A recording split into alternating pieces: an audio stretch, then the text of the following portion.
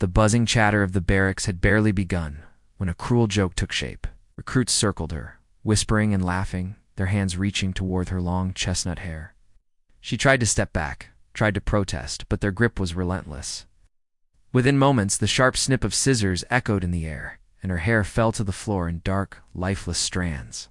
Humiliation washed over her, hot and bitter. As she sat frozen, her head bare, cheeks flushed with a mix of shame and rage. Before I tell you what happened next, tell me in the comments where you're rewatching from. I love knowing who's listening. The room grew quiet for a heartbeat. Few recruits glanced at each other, unsure, thinking the spectacle complete. But then came the sound of boots on the hard floor, measured, firm, unyielding. Every whisper stopped. Every laugh died mid-breath. The air itself seemed to stiffen as a figure entered, commanding attention without a single word. Her father, a decorated general with decades of experience, stood at the doorway. His eyes scanned the room with a calm so terrifying it carried the weight of storms. She thought she would melt into the floor. She thought she'd never hold her head high again. She was wrong. Her thoughts raced.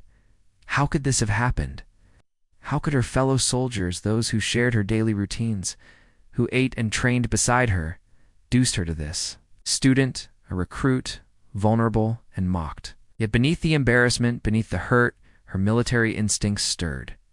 She straightened her spine, drew her shoulders back, and met the eyes of the general, not as a scared daughter, but as a soldier. Dust motes floated lazily in the sunlight, streaming through the high windows. The scent of disinfectant and sweat hung heavy, a reminder that this was a place of discipline and rigor, not childish cruelty. Trembling hands reached toward the fallen hair, but it was already too late to reverse what had been done. The recruits shifted uneasily, sensing the storm that had quietly gathered behind her calm demeanor.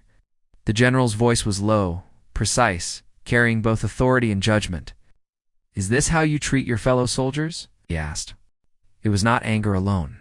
It was disappointment, a slow-burning fire that promised consequences measured and absolute. Murmurs rippled across the room. Some recruits tried to laugh nervously, but the sound faltered. The general's gaze swept over each one, unflinching, until it rested back on her. She felt the weight of his presence not as a father protecting a child, but as a commanding officer, recognizing the strength that had always been there. She had spent years in grueling SEAL training, missions that tested every sinew and nerve. But no drill had prepared her for the quiet violence of this betrayal.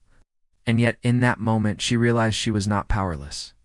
One recruit tried to break the tension with a half-hearted joke, but it was met with a measured silence so thick it seemed to press against the walls.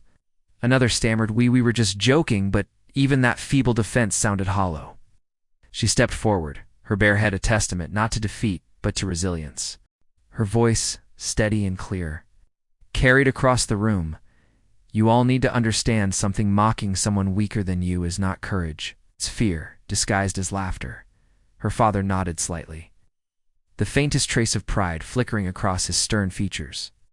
The room's atmosphere shifted subtly. Recruits felt the tension like a tide pulling them under, and for the first time, they recognized her not just as a recruit or a daughter, but as a warrior molded by decades of experience, discipline, and sheer willpower. Time slowed. Every breath, every heartbeat seemed amplified. The general's gaze met hers, and in that silent exchange, unspoken words passed between them. Respect, recognition, and an unyielding bond forged in the crucible of shared strength. The recruits stepped back, unsure, chastened. Their bravado had crumbled, replaced by awe and an almost painful awareness of their own immaturity. She could feel the room watching her, waiting for the next move, the expected retaliation. But she chose a different path. Calmly, she extended her hand not in aggression, but in a gesture that demanded accountability and acknowledged authority. "I expect better from all of you," she said. "Discipline isn't just about orders. It's about respect, for yourself and for others." The general's presence remained commanding, but he stepped aside slightly, allowing her to reclaim her space. There was no applause, no fanfare, only a profound silence that spoke louder than words ever could. The recruits nodded, heads lowered. The lesson seared into their minds far more effectively than punishment alone could have achieved. As the tension lifted, the smell of disinfectant seemed sharper, the light streaming and warmer. She ran her fingers over her bare scalp, feeling not shame but a strange, fierce clarity. She had endured humiliation, faced betrayal, and yet emerged standing, dignified and unbroken.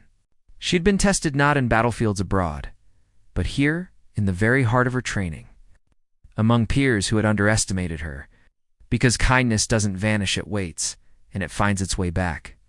And strength, true strength, is never just about physical power. It is about standing tall when the world expects you to fall. She met her father's eyes once more, a nod, a silent acknowledgement. And in that shared glance, the story of courage, respect, and unwavering discipline was complete.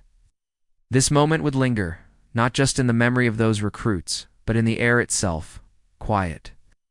Undeniable testament to the power of honor, experience, and resilience. Comment below if you've ever faced a moment where your strength surprised everyone, including yourself. Subscribe to Whispered Words for more real-life mission stories. Tales of courage and unforgettable moments of resilience.